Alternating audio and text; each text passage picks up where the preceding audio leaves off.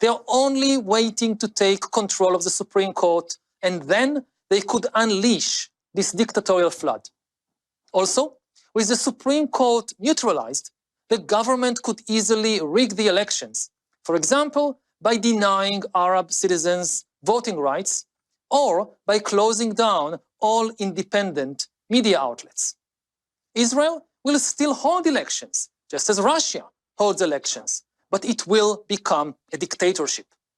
This should be a grave concern, not just to Americans who care about democracy or about the Jewish people. The USA might soon have to deal with a new militaristic dictatorship in the Middle East, armed not only with nuclear capabilities, but also with advanced cyber weapons able to strike anywhere in the world.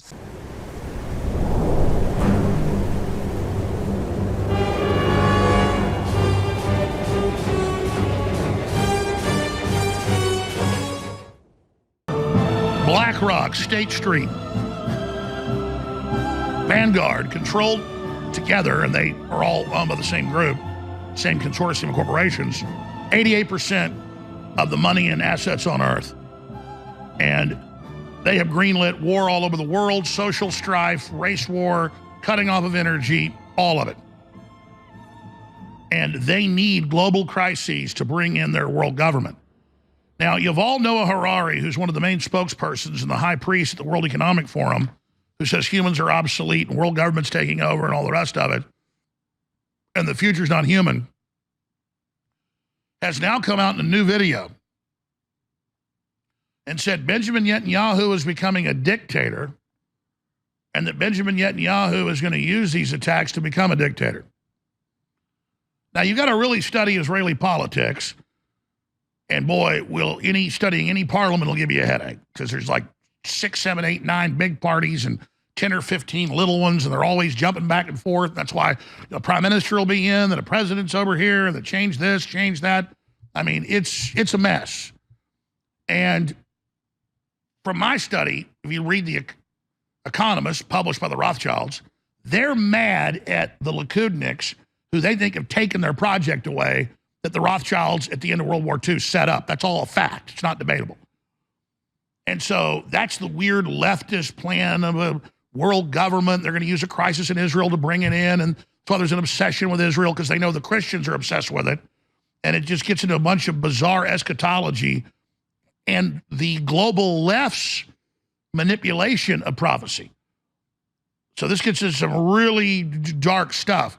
And so Netanyahu has a bunch of leftist Jews worldwide at war with him. And it is true that the judicial reform basically makes the central government dictatorial. And so what Harari's saying is true, and I don't like Harari, he's really bad. He's just mad that the group he represents won't be in control of Israel. So we're going to play this clip and then get Lauren Witzke's take on it. Here it is.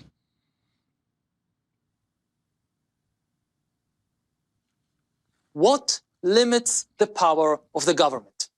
In the USA, there is an entire system of checks and balances.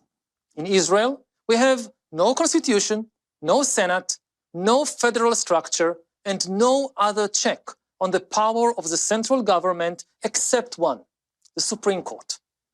Now, the government is trying to gain control of the Supreme Court.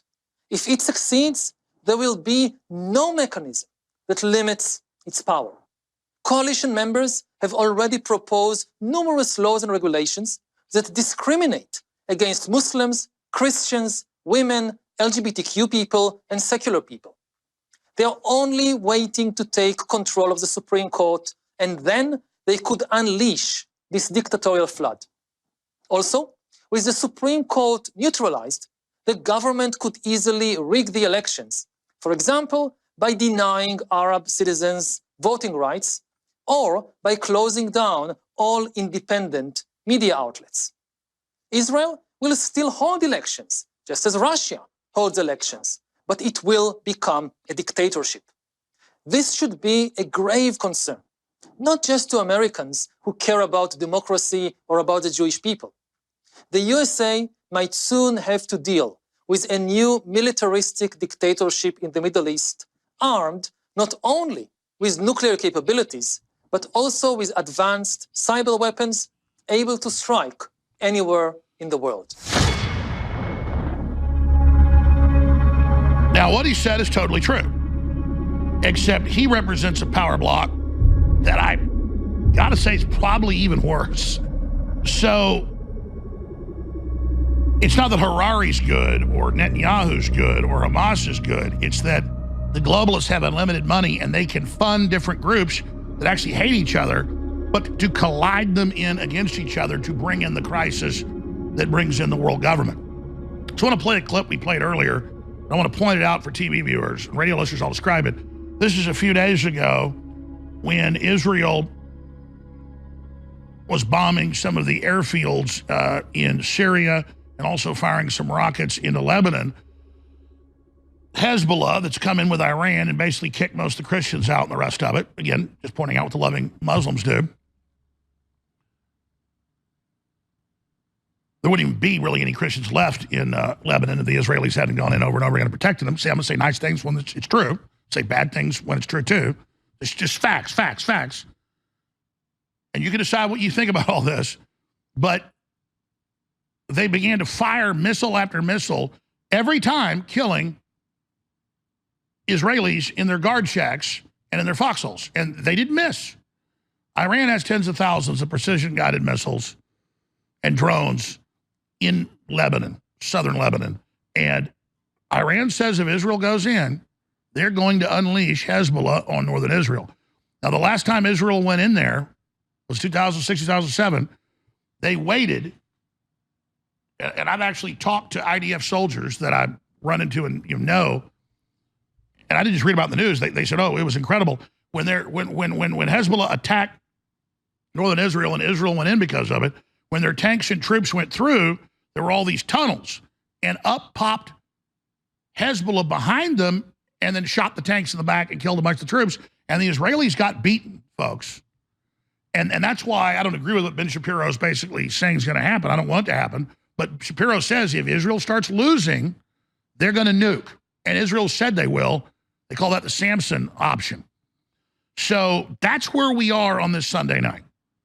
But we'll show that footage of the precision-guided munition again. Miles and miles away, the Iranians fire it.